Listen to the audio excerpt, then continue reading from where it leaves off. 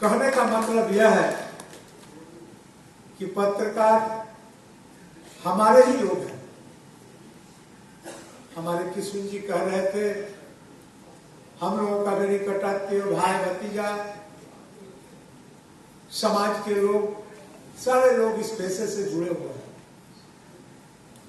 और ये शायद अतिशयोक्ति नहीं होगा कि हमसे पहले जो शुरुआती दौर में कौशलेंद्र जी बारीकी से पत्रकारों के बारे में उन्हें क्या करना चाहिए, क्या नहीं करना चाहिए, कैसे करने से वे अपने करियर में आगे जाएंगे, कैसे करने से पत्रकारिता के प्रति लोगों को विश्वसनीयता जमा रहेगा, कैसे करने से पत्रकारिता के प्रति लोग उदासीन हो जाएंगे, तमाम विषयों पर बहुत ही अच्छे ढंग से बातों को रखने का काम किए।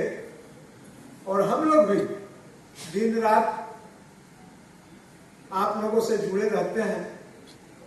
मैं आपको बता दूं कि सही मायने में भले ही स्वघोषित स्तंभ बोल रहा है, लेकिन सही मायने में पत्रकारिता अगर नहीं होता तो प्रजातंत्र के और जो दूसरे स्तंभ है वो और ज्यादा निरंकुश हो जाता। निरंकुश इसलिए हो जाता कि उनके विषय में, उनके बारे में उनके अनुयायी और उनके समाज के लोग, उनके आश्रित के लोग, लोगों के बीच में उनके बारे में आलोचना और समालोचना होने का जो संभावना है, ये सामान्य हो जाता, नगण्य हो जाता। और अगर किसी व्यक्ति के काम काज के प्रति आलोचना समालोचना न हो, नाम बदनाम की अगर परवाह न हो, तो निश्चित रूप से उनको निरंकुश बनने में सहयोग करता है।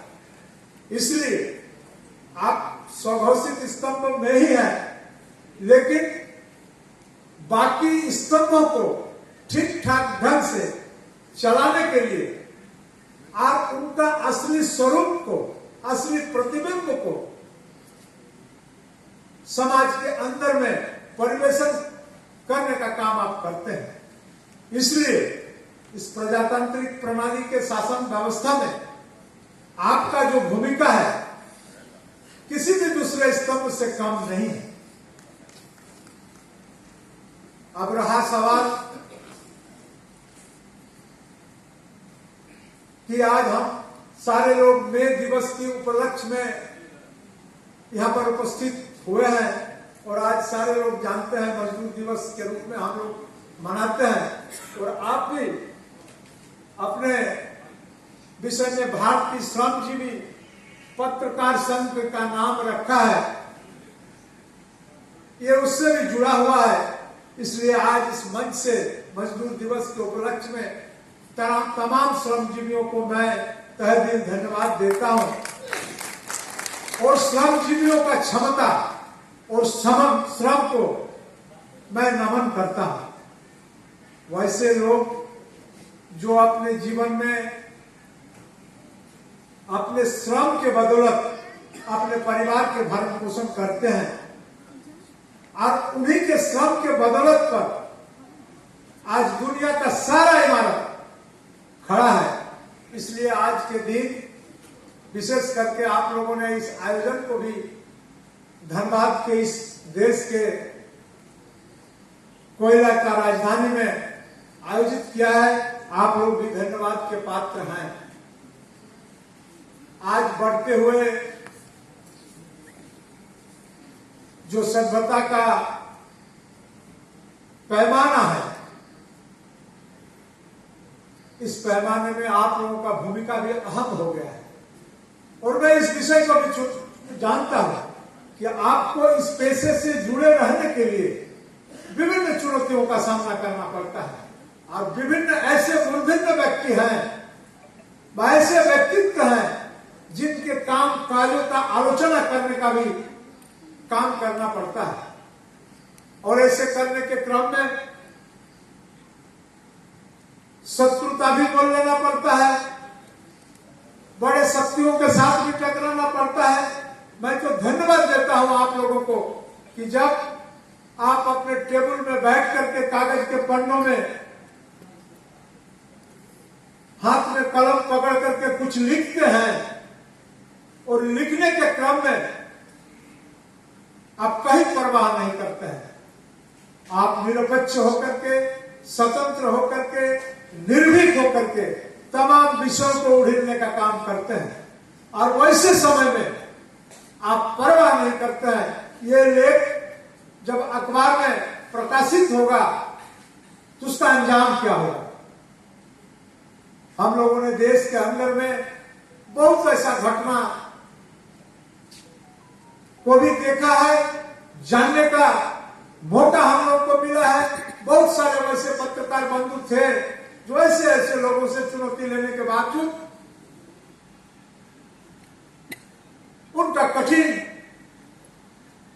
परिस्थिति का सामना करना पड़ा है, जिससे वो परवाह किए बिना आगे बढ़ते गए हैं। साथ हमारा कह रहे थे, जब हम अंग्रेजों के अधीन में गुलाम थे, देश आजादी का दौर चल रहा था और देश आजाद करने का जो संदेश था, इस संदेश को भी निर्वहन करने में आप कहीं पीछे नहीं हटे थे। उस समय ब्रिटिश शासन काल में इतने शक्तिशाली ब्रिटिश शासन के खिलाफ आप पत्रकार लोग देश को आजाद करने के लिए तमाम स्वतंत्र चेता आदमियों का स्वतंत्र विचार को लेकर के उसको परिवेशन करने का काम किए और जिसके परिणाम स्वरूप उनके खिलाफ एक बहुत बड़ा जनसमूह खड़ा हुआ और अंततोगत्वा पूरा देश को हम देश आजाद हुआ और आज हम उस आजाद देश में हैं। मेरा कहने का मतलब यह है कि चुनौतियों का शिकार करना कलम के माध्यम से पत्रकार के लिए यह साधारण बात है। मैं समझता हूं जिस दिन पत्रकार और पत्रकार जगत इस चुनौतियों से समझौता कर लेंगे, हमको नहीं बुझाता है कि हमारा यह डेमोक्रेटिक सेटअप का जो शासन प्रणाली है ये सफल होगा। इसलिए साथी, आपके दैनंदिन जीवन के चुनौतियों को हम समझते हैं और यह भी सही है कि आपका चुनौतियों का निराकरण करने की क्षमता भी हम लोगों के पास उतना नहीं है, लेकिन फिर भी आपके चुनौती और आपका जो असुविधा है, इन तमाम चीजों के साथ हम लोग हैं। आपने देखा होगा कि पिछले समय में जब इस राज्यवासियों के आशीर्वाद से विधानसभा अध्यक्ष के पद पर आसीन होने का अवसर मुझे प्राप्त हुआ, तो हम इस विधानसभा के कार्रवाई को सार्वजनिक करने के लिए और हमारे प्रदेश के 3.5 करोड़ जनता तक पहुंचाने के लिए आप तमाम लोगों को ही माध्यम चुना और आप तमाम लोगों को माध्यम चुनने के बाद इसको और सहज सरल बना करके लोगों के बीच प्रेषण करने का काम करवाया और इसमें पत्रकार जगत का खासे सहयोग मुझे प्राप्त हुआ और इसी आपके सहयोग प्राप्त होने के क्रम में ही मैं इतना बड़ा काम को करने में सफल हो पाया। हाल के दिनों में आपको पता होगा कि आपके जितना सीनियर जर्नलिस्ट हैं और जो हमारे विधानसभा का न्यूज कवर करते हैं, सारे लोगों ने हमारे समक्ष बातों को रखने का काम किया कि पत्रकार बहुत ही विषम परिस्थिति में, विशेष करके जो लोग रिमोट इलाका में पत्रकारिता करते हैं, दुर्गम क्षेत्र में पत्रकारिता करते हैं, दुरुस्त क्षेत्र में पत्रकारिता करते हैं, उन लोगों के सामने भीषण संकट है। कभी कभी तो ऐसा होता है कि अगर किसी घटना में कुछ हो गया और उनके परिवार के सामने कोई ऐसा परिस्थिति उत्पन्न हो गया, विपरीत परिस्थिति उत्पन्न हो गया, तो उनका बहुत ही मुश्किल हो जाता है और उस परिस्थितियों के साथ सामना करने का क्षमता उनको नहीं रहता है। ऐसे परिस्थिति में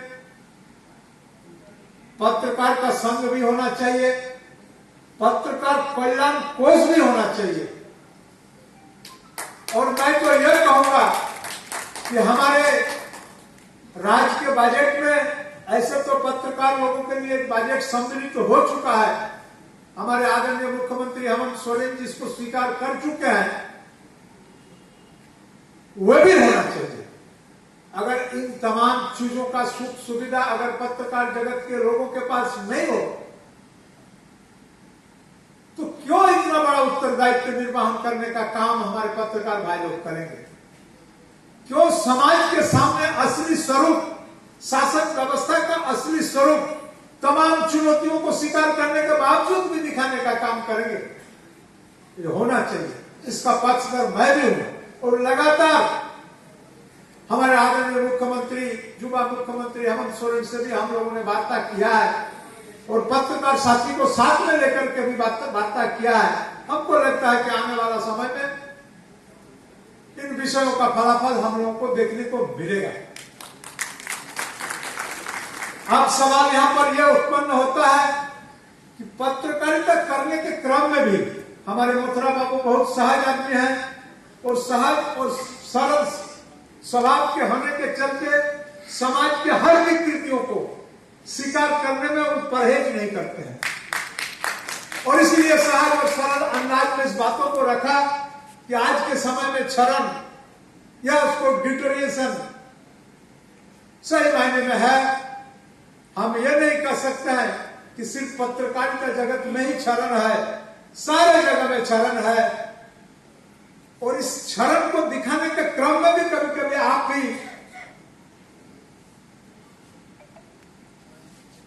दोषारोप का शिकार पड़ जाते हैं, आप पर भी दोषारोपण होना पड़ जाता है, यही विषय है। इसलिए हम सारे लोगों को सतर्क रहने की आवश्यकता निश्चित रूप से है। लेकिन एक बात मैं आपको कहूंगा कि सारे लोग, अगर हम लोग अपने आप के कर्तव्यों से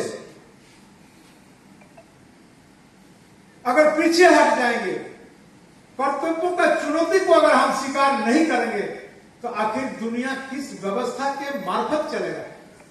कैसे दुनिया चलेगा? तब तो नियम और कानून शासित राज्य और देश नहीं बचेगा। सारे लोग ताकत के बल पर, बुद्धि के बल पर एक दूसरे के हकूक अधिकार सारा छीनने का प्रयत्न करेंगे और आप कुछ नहीं कर पाएंगे।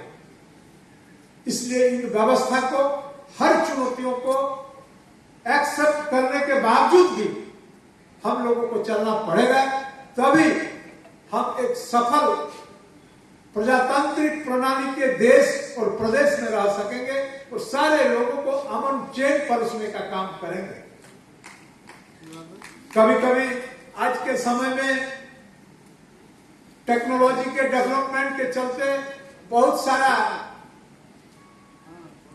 मीडिया हाउस का, मीडिया का आविष्कार हो चुका है कि आपका अखबार में एक न्यूज, अगर कोई घटना आज घटा, फिर उस घटना को संकलन करके आपने प्रेस में भेजा और प्रेस में फिर प्रिंट होकर के दूसरे दिन परिवेशन करने का काम होता है।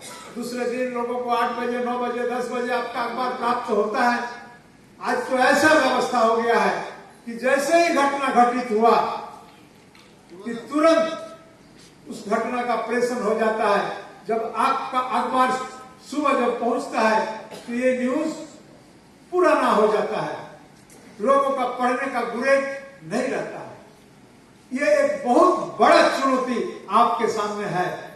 आप पत्रकारिता का अहमियत, पत्रकारिता का सम्मान, इन तमाम चीजों को अगर बरकरार रखना चाहते हैं तो आपको भी कुछ नया सोच का डेवलप करना पड़ेगा।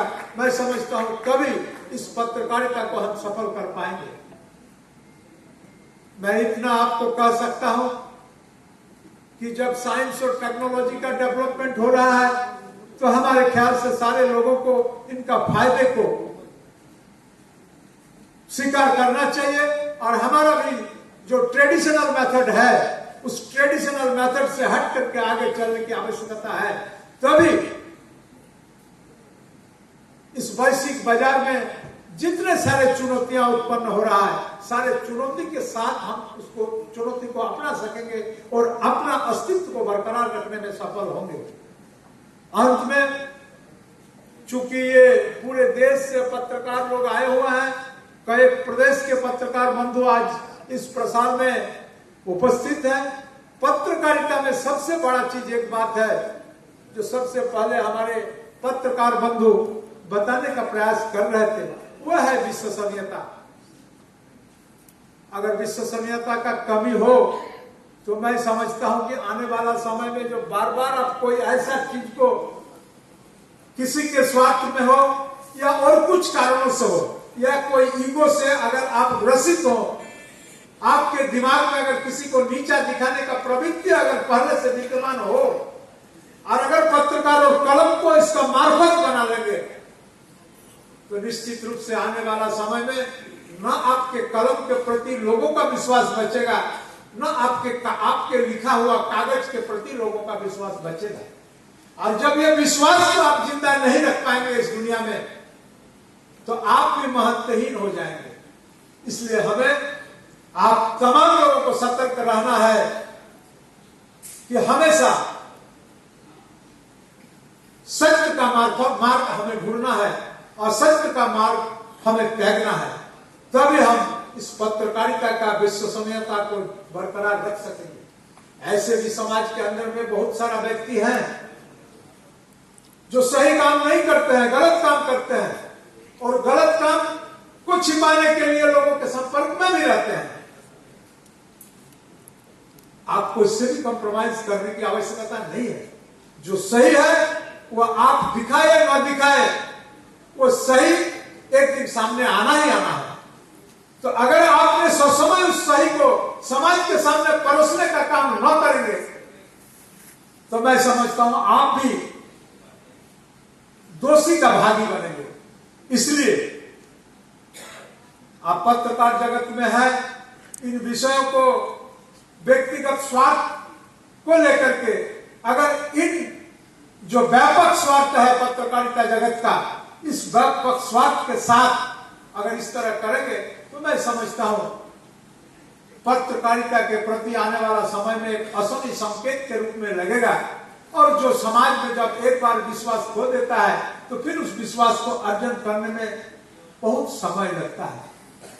चलिए, अंत में फिर भी मैं आपको धन्यवाद देता हूं कि आज जर्नलिज्म इसका यूनिवर्सिटी में पढ़ाई भी हो रहा है।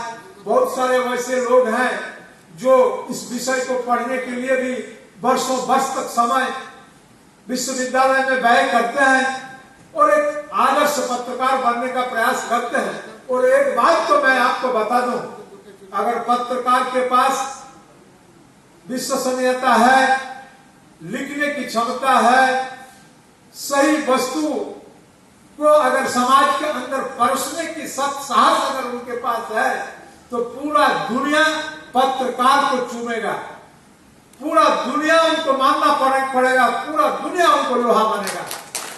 और पत्रकार का जो ये गुण है ये हर पत्रकार के अंदर में रखना पड़ेगा।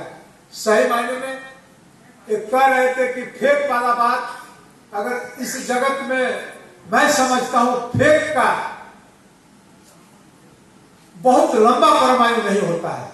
आप फेक कुछ भी असत्य तथ्य को तुरंत अगर परिवेशन कर दिए तो कुछ देर तक पानी के बुलबुला के तरफ टिकेगा और जैसे ही समय बीतेगा उसका सच्चाई सामने आएगा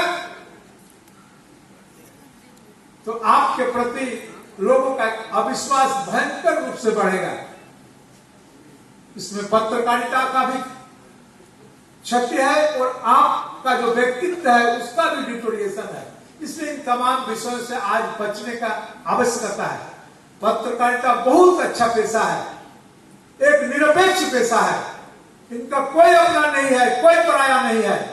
जिस तरह हम लोग विधानसभा में बैठने के बाद खाली एमएलए पक्ष और विपक्ष या विभिन्न दलों के बीच निरपेक्ष भूमिका निभाने का काम करना पड़ता है, उसी तरह पत्रकार हम लोगों से भी व्यापक भूमिका उनका है कि पूरा दुनिया के सामने निरपेक्ष होकर के रहना है। अगर सच्चाई के साथ कोई विषय और वस्तु कोई व्यक्ति अगर है तो पत्रकार उनके साथ है। सच्चाई के विपरीत अगर है, लोगों के नियम कानून के विपरीत अगर है तो कोई पत्रकार उनके साथ नहीं है। इसलिए आपका जो उत्तरदायित्व है सही मायने में बहुत अहम उत्तरदायित्व है और इस शासन और प्रशासन को चलाने के लिए असली आईना आप दिखाने का काम करते हैं और आपका कलम के भय से ही वैसे काम करने के लिए जो सोचता है, करने का प्रवृत्ति जिनका अंदर में रखता है, वह भी आप ही से डरता है कि कल अखबार में अगर छप जाएगा तो मेरा सम्मान समाज के अंदर नहीं बच पाएगा। इसलिए आपके प्रति उनका भय भी है। गलत काम करने वाला हमेशा आपसे डरते हैं और इसको बना के रखना है, तभी हम एक स्वस्थ समाज का कल्पना कर सकते हैं। चलिए, आज इस मजदूर दिवस के शुभ अवसर पर आप तमाम लोगों को मैं अपने तरफ से ढेर सारी शुभकामनाएं देता हूं और पत्रकारिता के क्रम में जो जो कमियां हैं उन विषय पर भी आपके वरिष्ठ पत्रकारों के साथ बैठ करके हम लोग आलोचना करेंगे और इस विषय को समाधान करने के क्रम में हम लोग मिल बैठ करके जिस प्लेटफॉर्म पर इसका समाधान निकलेगा उस प्लेटफॉर्म के साथ भी बात करेंगे। और अंत में एक बात, आपका जो समस्या है उस समस्या के साथ हम सारे विधानसभा के सदस्य आपके साथ हैं। इन्हीं चंद शब्दों के साथ मैं अपना संक्षिप्त वाणी में विराम देता हूं। जय हिंद, जय झारखंड। आप सबों को जोहार।